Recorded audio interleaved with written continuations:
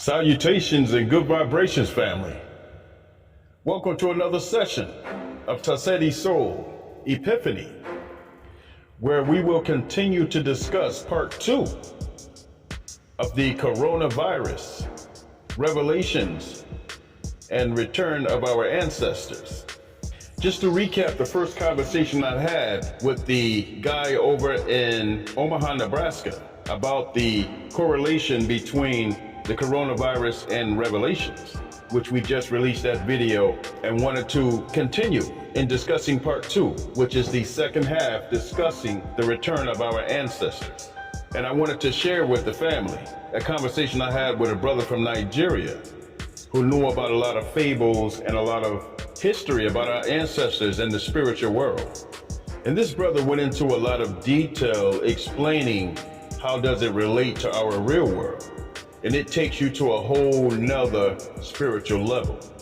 It has nothing to do with angels and everything that we were brought up to believe in the Western culture and Western civilization.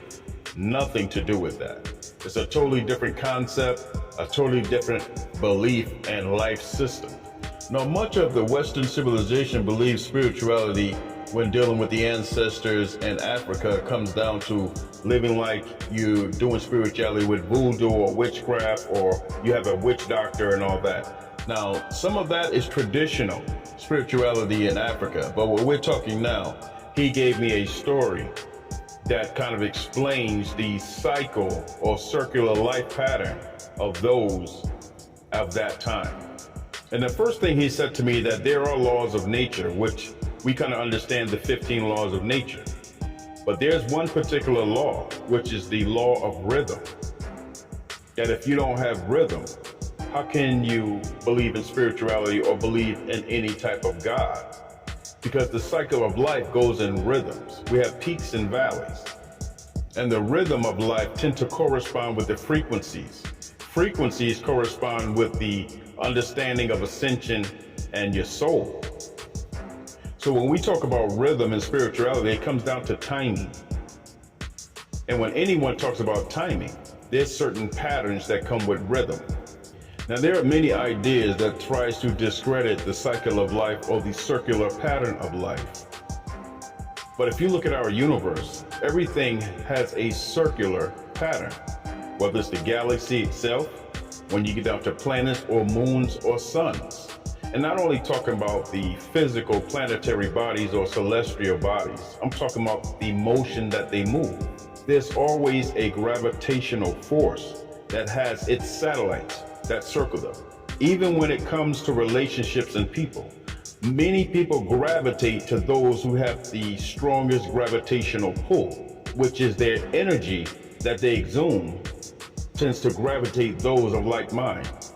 Many people who don't have your same rhythm won't have your same frequency. And if they don't have your same frequency, they won't rotate in the same manner you rotate in life. And usually would be a disruption, not a benefit of flowing with your lifestyle as water flows from two different streams. And this is why family is very important. Those in your family usually grow up together and usually have the same rhythm, same cycle, and you tend to circle around each other like satellites or a moon around a planet. And this is why they call the dad the sun and the mother the moon and earth. We have been taken so far outside of our relative thinking of what life is about that we live in a fictitious world and want to be the best in that fictitious world when we don't control the rules at all. Everything is written, everything is doctrine. And anytime you notice that we ascend to the pinnacle of any of those pillars of industry, whether it's our country or any other construct in the world, they change the rules so that no other will follow you. So when you're mentally thinking of your success and how you're going to succeed in life and your plan for having the best, most prosperous life you can, how can you succeed when you don't control the rules? How can you succeed when you're playing in someone else's game?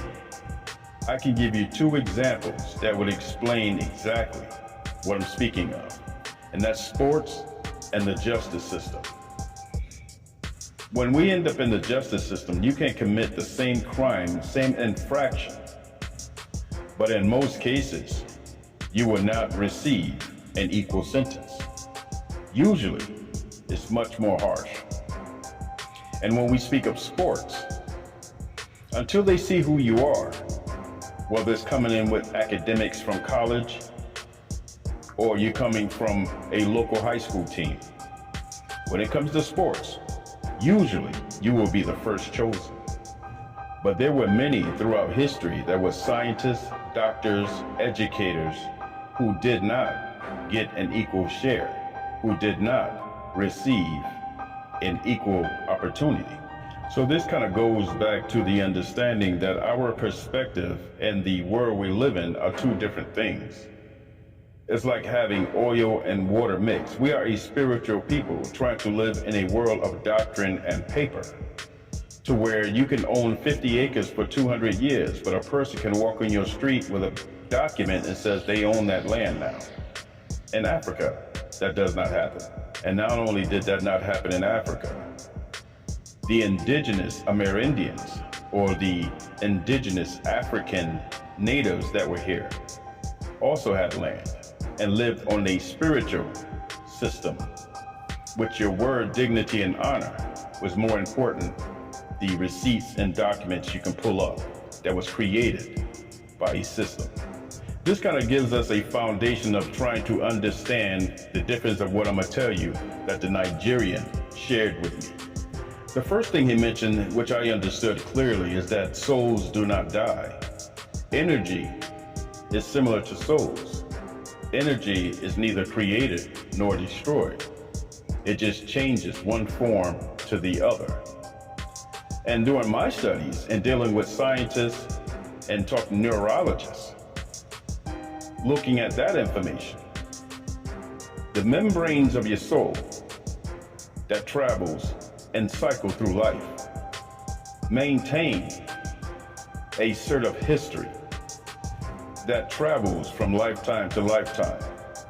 So understanding the ancestors or elders, you begin to understand that there is an accumulation of information in each one of us that just need a key to unlock that information. As we live in a society and a system that does not give honor or respect to our ancestors who were here far before any other nationality or any other people, who have an accumulation of an abundance of information, knowledge, and wisdom that we need right now, to where our wisdom, ancestors, and history, traditions, and spirituality is looked down upon in Western culture and civilization. We are trying to live in a society that pays no homage or respect to our ancestors. And any religion, usually that you find in these Americas, do not speak of ancestors or nature. Think of that. We are a spiritual and natural people. How can you not have those two elements in your life?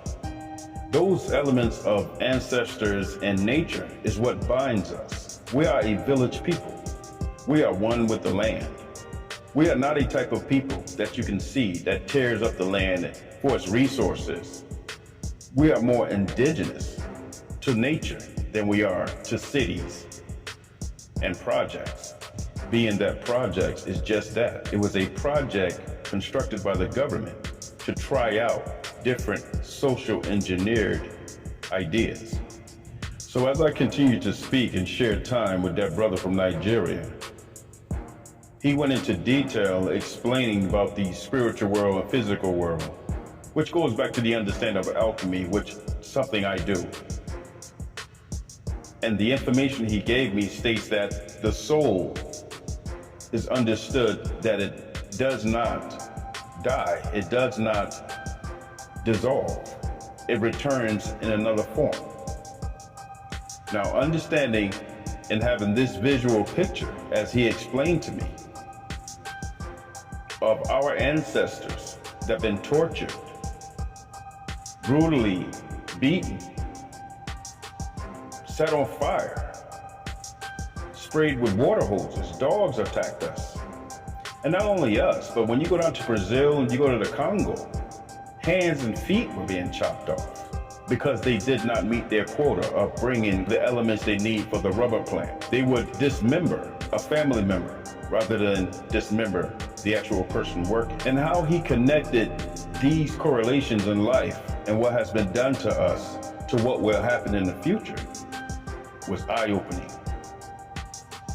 As he explained that the spirits and souls that has been tortured are there waiting for revenge on those attackers who attacked them.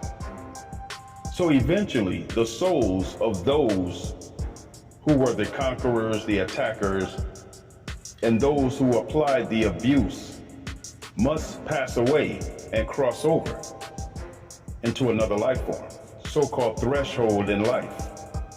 And those souls are waiting for them to come. It's as if they're waiting on the other side of the gates or on the other side of the tunnel.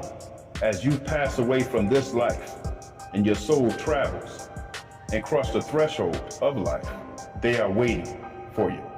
So the idea of heaven and hell, Africa did not have until the Greeks and Romans came.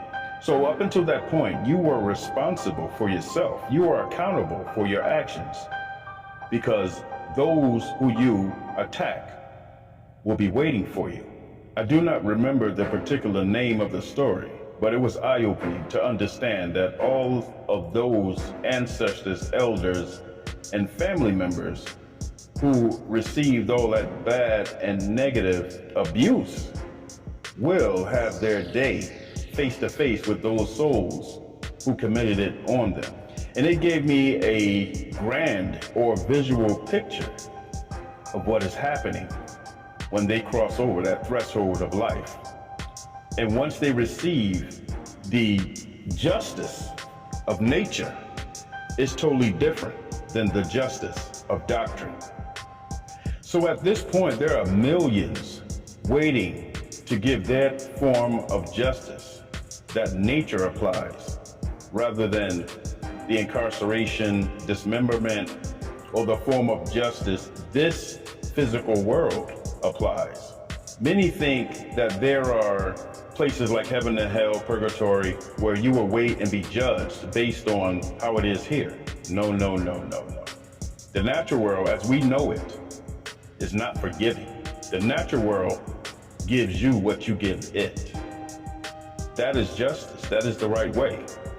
It's not because you have more money or less money, because you're rich or you're poor or you live in an affluent neighborhood. That doesn't work here.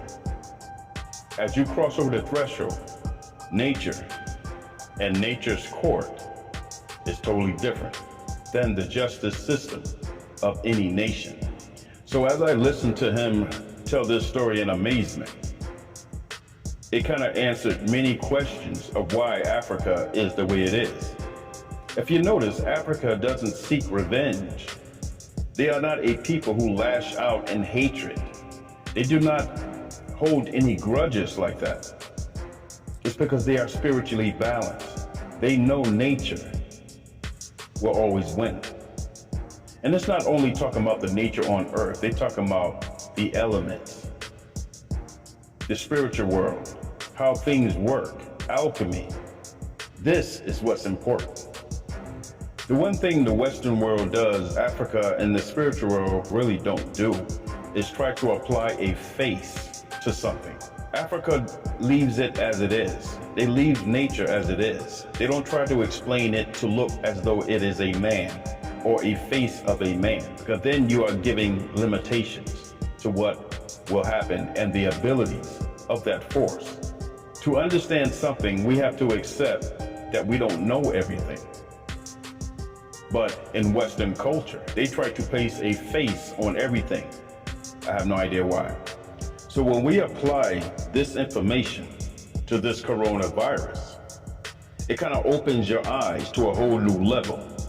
Because when you look around the world and the area that this is happening, it's not around many indigenous people.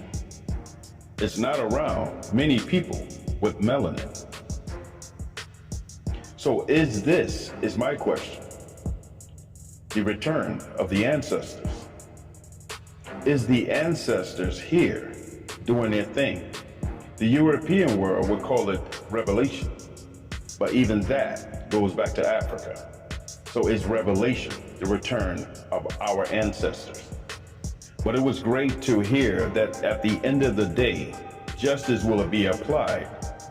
That has nothing to do with a man's rule or how a man will apply it, no matter what he looks like or what she looked like. Because nature is neither male nor female. It has feminine and masculine traits, but it doesn't have a face of either one. It blends both in perfect order, in perfect balance. Well, I thank you for listening. This was very eye-opening, and I hope you share this story with many of your friends. I am you, and you are me. Family is heaven. May you walk in power, so that you may empower those you pass along the way. Neighborhood is family. Community is family. We are the roots of the tree. Thank you for listening. Pharaoh J. Tassetti.